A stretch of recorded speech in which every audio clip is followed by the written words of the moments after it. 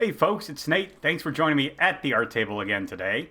We are back with some more indie comic reviews because the Indie Comic Fairy has been very generous over the last month and I have a lot to get to.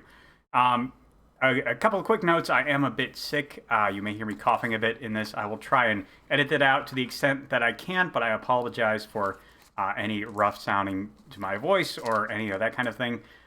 So let's get right into the comics. And what do we have here today? Well, we have Mary Sue Thalasania, I believe, is the name. Thalasania, yes.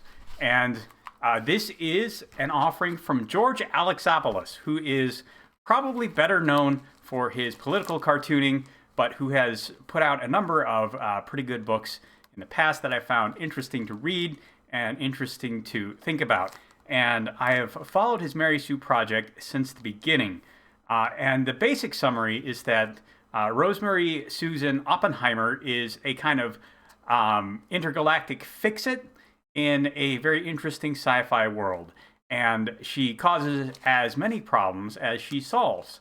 And the storytelling here is very good, but I'm going to start, as I usually do, by talking about the form factor of our product. This is issue 5. There were a total of 3 issues in Thalasania, which is actually something of a bonus because we were originally promised 2 for $25. And so that when you break it down, there's a total of 3 issues. It's about $8 an issue. And what you get for that is pretty good. This is a very handsome product. And the other 2 volumes are just like it. I'm really just going to be using issue 5 as my example issue here, but issues 3 and 4 are very good as well. I do have one thing to point out. This is issue 2, and this is issue 3. And as you can see, there's a size difference. Either of these books is great. The sizes are both nice. They're easy to read. The art is very clear in both of them. Of course, I think we can generally say that bigger art is better in visual storytelling. So having a size increase between volumes 1 and 2 and 3 through 5 is kind of nice. But the difference in size does bug my OCD a bit. This is a little bit off-putting. That said, there's no reason to complain about having a larger and better display of George's artwork because George is a very good artist. So on the whole, while I do kind of dislike having a size difference between the volumes 3 through 5 versus volumes 1 and 2, and it will not look as great on a shelf as having uniform sizes, maybe I'm complaining a little. It bugs me. It bugs me. And this is probably an irrational gripe, but having the size difference bugs me just a little bit, just a bit. And I really shouldn't complain because you are getting more art, or not really more art, but a better display of the art for your buck with these. I would have liked it to be uniform, and that is totally irrational. Maybe that won't bother you. Hopefully it won't. It would be nice if George would offer a reprinting of these at the larger size, so you could get a uniform set, but this is a really, really small thing. These are really wonderful things to look at, to feel.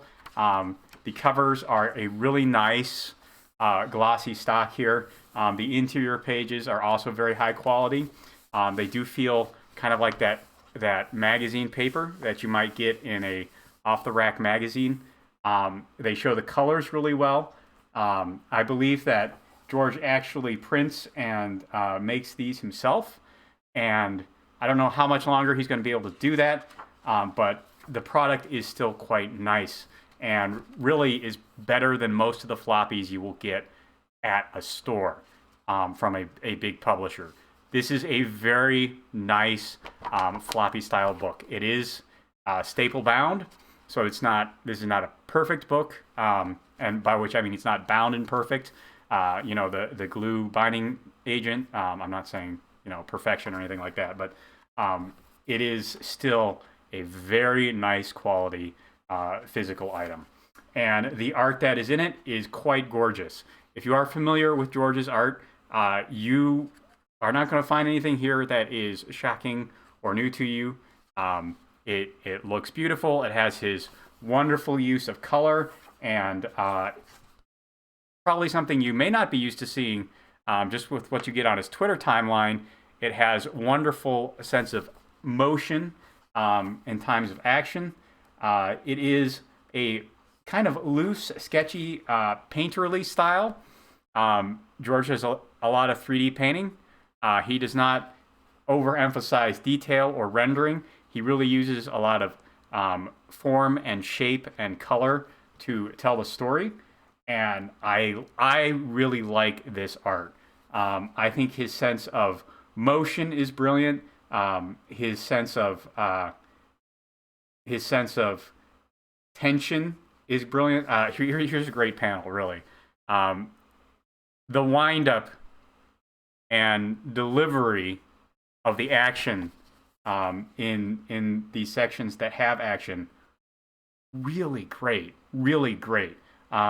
George, I think through a mixture of natural ability and practice and getting very good feedback, has developed an excellent sense of visual storytelling, of capturing motion, of capturing tension, of capturing a buildup and release of energy, the likes of which very few American comic artists, in my opinion, really, really get a mastery of. And I know part of that is he studies manga, which I think has a better sense of that kind of build-up and release. Certainly can overemphasize it at times. But yeah, there is really great visual storytelling in George's art. And the only thing that may bug people is the lack of rendering and the sometimes sketchy style. This is, in my opinion, purely a matter of taste. But George's sense of composition and all these other things shines through in the pages in ways that I find pleasing regardless of how rendered it is. I actually find his use of this very quick painterly style to actually encourage the reader to whisk through them, not in a neglectful way or an irreverent way, but in a way that really propels the story and helps the reader get invested in it. And I think it's really beautiful stuff. And if you have liked the kind of weird, bizarre imagery that comes in a lot of George's short cartoons, there's not as much of that. I mean, there is some, but he does that more to build a punchline quickly into a lot of his short comics. And these comics, these are long form stories. They don't need quite as much of that absurdity or that imagery. Now, here on this cover, we do see a little bit of that surrealist, almost grotesquerie that defines some of George's work. But other covers, like here's number 3 and here's number 4.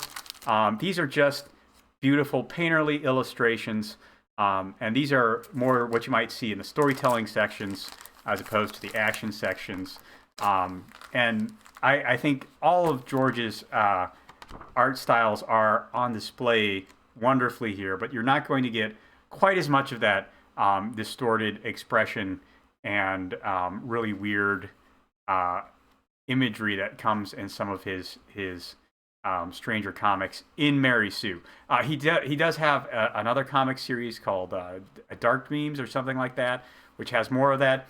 Personally, I think that grotesquerie, while it's really powerful, it's really effective, I think it is better in a short form story or in a dedicated horror comic, as opposed to showing up a lot in something like this.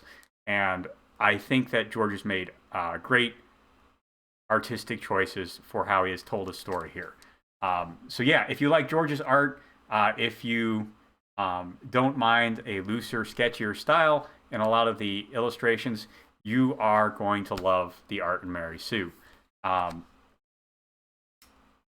One thing that I really should make a note of, beyond just the expressions and the wonderful use of line work, is there are occasionally these beautiful landscape shots, for lack of a better term, that George puts in to give you an idea of the world, and those are beautiful as well. That's something that you don't see a whole lot in his art on Twitter, just because it's not the kind of thing that Twitter really rewards emphasizing, which is a shame, because George's landscapes are also beautiful. This is, I mean, it just looks great. It looks amazing. And now that I have gushed about the art, I'm going to talk a little bit about the storytelling. And let me start by really congratulating George on knowing exactly how much story he should put in, because he did give us 3 books when he originally only said there was going to be 2. He gave us 3 books because this is how many pages the story needed. To be perfectly honest, there is a really good story in here, and I think if he had cut any of it in order to keep the page count to the original 2 books he promised, he would have really misserved this story. It's a very interesting story. It's a little bit convoluted. It does require a little bit of knowledge of Misshot Volumes 1 and 2 to really fully appreciate everything that Mary Sue is trying to accomplish in here, and the character as opposed to the narrative. And I think that's fine. It is very clearly labeled as Volumes 3 through 5, and it's okay, I think, to expect a little bit of understanding of Volumes 1 and 2 to make everything here fall in place. But if you haven't read Volumes 1 and 2, Thalasania is still going to give you a really good story. There will just be occasional holes in here that will not make 100% sense, which is fine. This is an ongoing serial. Thalasania is a self-contained story with references to a larger story, and I think that's fine. I think that's fine, especially in comics, which are typically a serialized medium. George gives you enough to go on to understand kind of what you've missed. You won't understand the whole context. You won't understand all the emotional weight that the events of Misshot have on Mary Sue in this story. But you can tell that emotional weight is there, and it is a thread running through everything that happens to her. So what actually happens to Mary Sue in this story? Well, she goes to Thalasania, which is a weird kind of ocean in space. Without going too deeply into the cosmology here, George's galaxy or universe seems to be a universe where there are a whole bunch of different worlds floating in this very complicated cosmos, which he calls Uranus, which is very fascinating and has its own structure and rules of physics to it, which you mostly don't need to understand to get any of the story, which is fine. And I really did not think at all about the cosmology of Uranus as I was reading this story. Thalasania is just an ocean in space, and I think that concept really works quite well. And George explains what we need to know to make it through the story very effectively. So Mary Sue is sent here by Oppenheimer, her adoptive parent, for lack of a better term, to basically pick up some ingredients in accordance with the contract that he made with the people in charge of Thalasania some time ago. And through this, we get a lot of context. We know that Mary Sue is a traveling problem solver. She has a very powerful suit of powered armor called the Hermit Crab. And in this story, we get an idea of how all the pieces of her life have kind of fallen into place. We learn a little bit more about Oppenheimer himself and the kinds of things he has done to garner his galaxy-wide reputation as a brilliant scientist and a brilliant problem solver. We also clearly see that Oppenheimer is a pretty selfish person, and he has done things that are very good for other people. He has done them largely for his own benefit. And while the people he has helped out seem to think of him as a great benefactor and a person who they would like to come back and continue helping them, Oppenheimer himself has no intention of becoming a benevolent scientist, ruler, lord kind of a thing. He just wants to retire in peace and live on the proceeds of what he's done, which is fine. It certainly makes him for an interesting mentor-type character for Mary Sue. But Mary has to deal with a lot of the fallout of that, and not all of which has been entirely explained to her.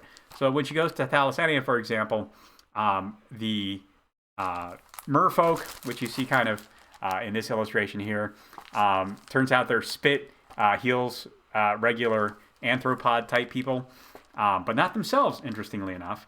Only regular biped-type human beings seem to get this benefit. So Oppenheimer helped them build a civilization and a city and an infrastructure, and in exchange, they gave him spit that he can use in medicine, basically, because it has medical properties. Very interesting kind of exchange there. They're very grateful because it's very easy for them to get spit to give to Oppenheimer, and he's made them all this wonderful infrastructure and helped them create a civilization, the likes of which they could not have had on their own.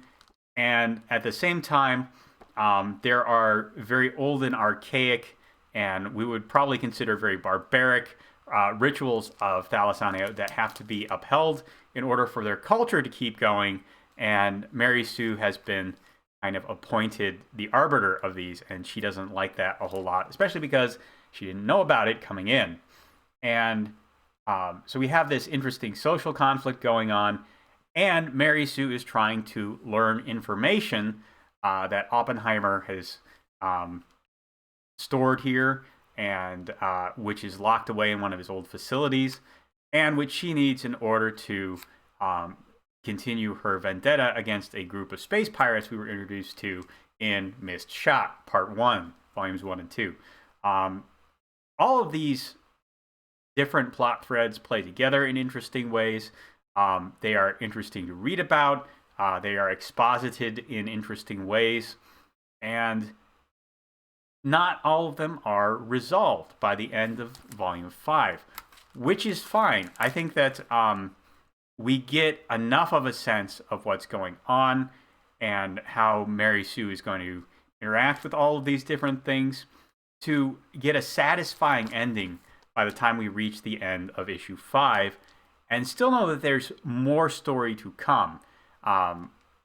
Volume 6 probably also going to take place, at least partly, in Thalasania as Mary Sue sorts out these last cultural issues and sorts through the information she picks up in issue 5 in the climactic action sequence. All in all, this is very interesting. There's a lot of world building here, which, depending on the kind of story you like, will definitely hit you differently. As a big fan of sci-fi, with a lot of world building and exposition just built into it, I had no problem with this. People who are not used to a lot of sci-fi, who don't like a lot of world building and just want their stories to, kind of go along like that, it may come off as a bit slow. So I think this is going to be definitely a to-taste set of issues. Unlike volumes 1 and 2, which have a pretty fast-moving story and a really good clip to them, Thalasania is a little slower overall, but I think the storytelling here is very good for what it is trying to do. The real question is just whether you want what George is trying to tell here. So if you are not as interested in a sort of slower, Game of Thronesy kind of. That's probably not the best example, but it is kind of a political intrigue story along with an action story. And if that is your cup of tea, this is a great set of stories for you. I know you can probably pick these up off of George's website. He typically offers his all of his books there, and I would encourage you to definitely do that. If you are not as big a fan of sci-fi and very world-building dependent stories with these kind of more complex cultures that really have interesting interplays with the kind of superpowers that are at play and the where the world building and the backstory of characters are heavily intertwined. This may not be a story for you, which is fine. But stories have genres. Those genres have conventions, and I think George did a really great job presenting us with a genre story, and hitting all the high notes that genre can bring. And I like the storytelling in Thalasania, probably a little bit more actually than in Missed Shot, which is a fine, serviceable introductory story. But it is in these issues where I think the story finds its voice and really hits its stride, and we really start to see George's ability to pace out these stories and measure out the story and give us a really satisfying glimpse into the world in a fixed page count. And it is my hope that we will continue to see these come out in a more regulated fashion. So I have to now address the final elephant in the room, which is that this campaign is probably about 9 months late in fulfillment, which is not ideal. I know George did other things in this time. He put out a kid's book with Lauren Southern, and he has been working, of course, on his political cartooning as well, which probably brings him more attention than these kind of books. And I think that while I respect George's ability to put out a story and do all of the work himself, I think that George has reached a point in his career where he's probably going to need to look at delegating in order to get things out on time and in a more timely fashion. 9 months is not an uncommon amount of lateness in an independent comic project, but it is not something that I really like to endorse. I know that there's supply chain issues and all these other things that have been going on in the last year, but George does most of this work in-house, and it has been largely the limit of his own manpower, I think, that has made this as late as it is. Now, he did make in the individual volumes available to read digitally as he finished them, and that was a very respectable choice on his part, I think. And of course, he did send out these the physical copies once he had everything done, and I respect why he did that. Obviously, he saved quite a bit on shipping doing it that way. It is his stated intention in the future to just try and do one volume at a time and sell those in that fashion. Hopefully that will make releases more regular and more on time. All in all, I think that while there is I don't really have a problem with the lateness of the campaign. Like I said, 6 months to a year, that's not that uncommon. And again, it doesn't really thrill me, especially knowing he was working on other projects.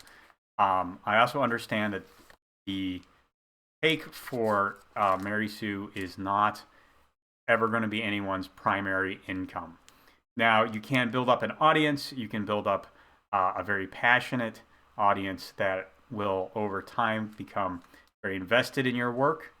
And I know George is doing that in a number of ways, not just through the production of comics.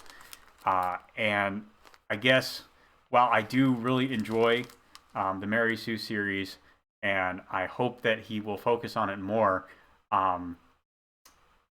I don't think that I will be backing projects that are not complete from George in the future, just because I do want to get the product that I pay for on time. And I know George can finish projects, and I know that since these are more back burner passion projects for him, he will complete them eventually.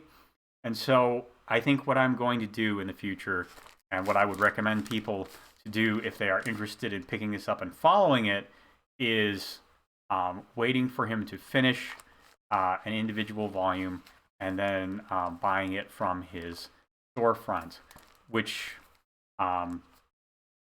it sounds kind of like what he's planning to do anyway. And I think that's probably the best business model for him and for his audience going forward, because George has his fingers in a lot of pots, and sometimes he has to put his focus in the place that is most likely to serve him as a professional artist who needs to pay his bills and eat. And I respect that.